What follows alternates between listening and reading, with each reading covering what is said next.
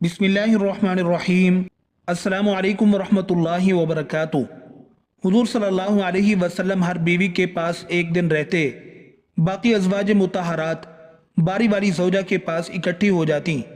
ایک دفعہ حضرت عائشہ رضی اللہ عنہا کی باری تھی، جب حضرت زینب رضی اللہ عنہا ابن ماجہ کی روایت کے مطابق بلا اجازت ان کے حجرے میں داخل ہوئیں۔ آپ کو معلوم نہ تھا کہ حضرت زینب رضی اللہ عنہا موجود ہیں۔ اندھیرے میں آپ نے ان کی طرف ہاتھ بڑھایا تھا کہ حضرت عائشہ رضی اللہ عنہا بولیں، یہ زینب ہیں۔ آپ نے ہاتھ کھینچ لیا، اس پر ان دونوں میں تکرار ہونے لگی اور ان کی آوازیں بلند ہو گئی۔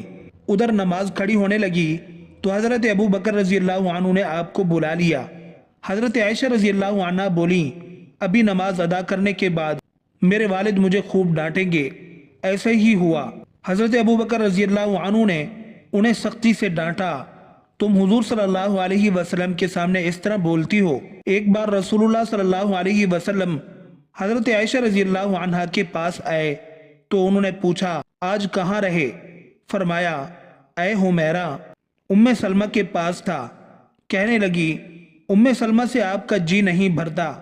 یا رسول اللہ صلی اللہ علیہ وسلم، فرمائیے، اگر آپ کسی وادی میں اتریں اور اس میں ایک درخت ایسا ہو جس میں اونٹ چر گئے ہوں اور ایک درخت ایسا ہو جس میں سے کچھ بھی نہ کھایا گیا ہو، تو آپ اپنا اونٹ ان درختوں میں سے کس درخت میں چرائیں گے؟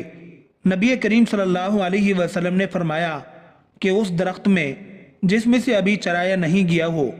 ان کا اشارہ اس طرف تھا کہ رسول اللہ صلی اللہ علیہ وسلم نے ان کے سوا کسی کماری لڑکی سے نکاح نہیں کیا۔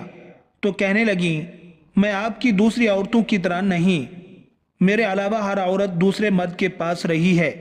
حضور صلی اللہ علیہ وسلم مسکرا دیے۔ شاہ روم مقوقس نے رسول اللہ صلی اللہ علیہ وسلم کو ایک قبطی باندھی ہدیہ کی۔ حضرت عائشہ رضی اللہ عنہا کہتی ہیں کہ وہ حاملہ ہوئی تو مجھے پریشانی لگ گئی۔ ابراہیم کی ولادت ہوئی لیکن ماریا کو دودھ نہ آتا تھا۔ آپ نے بچے کے لیے دودھ دینے والی بھیڑ خریدی، جس کا دودھ پی کر وہ موٹا اور سرخ و سفید ہو گیا۔ ایک دن آپ صلی اللہ علیہ وسلم ابراہیم رضی اللہ عنہ کو اپنی گردن پر اٹھا کر لائے اور پوچھا، عائشہ، بچے کی مجھ سے مشابہت کے بارے میں کیا خیال ہے؟ میں نے سوکن ہونے کی وجہ سے کہا، مجھے تو آپ سے کوئی مشابہت نظر نہیں آتی۔ فرمایا، بچے کی صحت کے بارے میں کیا کہتی ہو؟ میں نے کہا، جو بھیڑوں کا دودھ پیتا ہو وہ ایسے ہی ہو جاتا ہے۔ حضرت عائشہ رضی اللہ عنہا فرماتی ہیں، میں ان عورتوں سے چڑھتی تھی جو اپنا آپ رسول اللہ صلی اللہ علیہ وسلم کو ہبہ کر دیتی تھیں۔ میں کہتی تھی، بھلا کوئی عورت اپنے تئیں ہبہ کر سکتی ہے؟ جب اللہ تعالیٰ نے یہ آیت اتاری، ترجمہ، اے نبی صلی اللہ علیہ وسلم، اپنی بیویوں میں جس کو چاہیں الگ رکھیں اور جسے چاہیں الگ کرنے کے بعد واپس بلا لیں، اس میں بھی کوئی حرج نہیں۔ تو میں نے کہا، مجھے لگتا ہے آپ کا رب آپ کی خواہش پوری کرنے میں جلدی کرتا ہے۔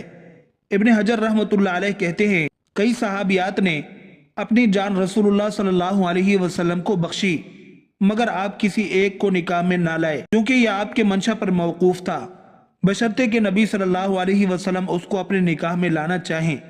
ابن حجر رحمۃ اللہ علیہ نے حضرت میمونہ رضی اللہ عنہا کے واہبہ ہونے کا بھی رد کیا ہے۔ ام المومنین حضرت سودہ بنت زمع رضی اللہ عنہا نے اپنی باری کا دن حضرت عائشہ رضی اللہ عنہا کو دے دیا تھا، چنانچہ حضور صلی اللہ علیہ وسلم حضرت عائشہ رضی اللہ عنہا کے ہاں 2 دن قیام فرماتے۔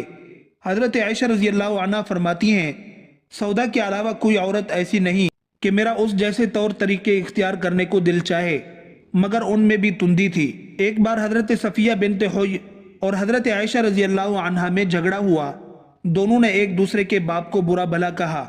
رسول اللہ صلی اللہ علیہ وسلم نے سنا تو فرمایا، صفیہ، تم ابو بکر رضی اللہ عنہ کو گالی دے رہی ہو۔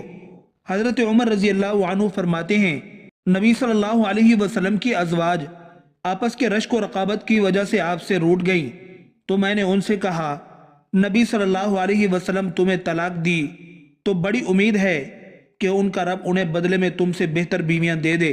تو اسی مضمون کی آیت نازل ہو گئی۔ ایک سفر میں نبی صلی اللہ علیہ وسلم کے ساتھ جانے کے لیے حضرت عائشہ رضی اللہ عنہا اور حضرت حفصہ رضی اللہ عنہا کے نام قرہ نکلا۔ رات کے سفر میں گفتگو کرنے کے لیے آپ حضرت عائشہ رضی اللہ عنہا کو اپنے ساتھ رکھتے تھے۔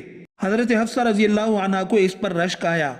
انہوں نے حضرت عائشہ رضی اللہ عنہا سے کہا، تم میرے اونٹ پر سوار ہو جاؤ اور میں تمہارا اونٹ پکڑ لیتی ہوں، دیکھتی جاؤ کیا بنتا ہے۔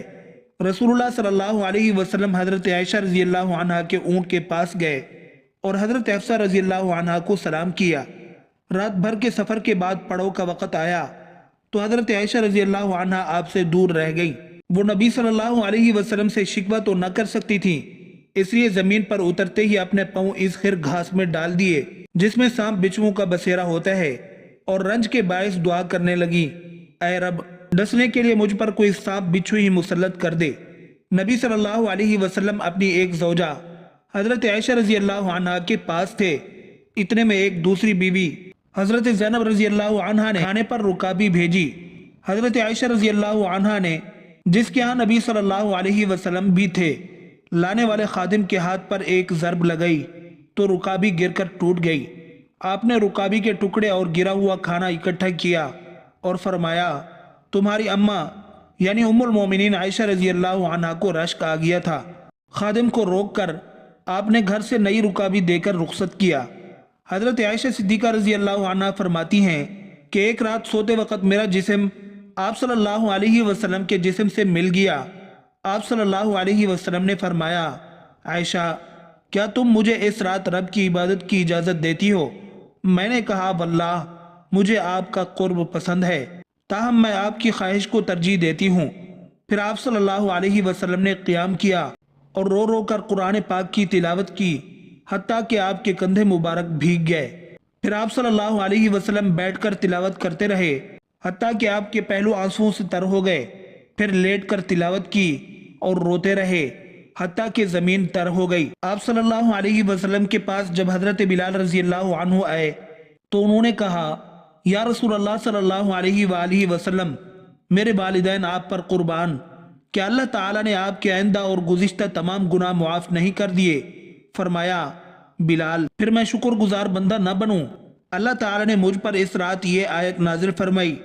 ترجمہ یعنی آسمان و زمین کی پیدائش میں، دن رات کی گردش میں اہل عقل کے لیے نشانیاں ہیں، جو اللہ کا ذکر کھڑے بیٹھے اور لیٹے ہر حال میں بجا لاتے ہیں، اور وہ زمین و آسمان کی پیدائش پر غور و فکر کرتے ہیں اور کہتے ہیں، اے ہمارے پروردگار، تو نے یہ سب کچھ باطل پیدا نہیں کیا، تو پاک ہے، ہمیں آگ کے عذاب سے نجات عطا فرما۔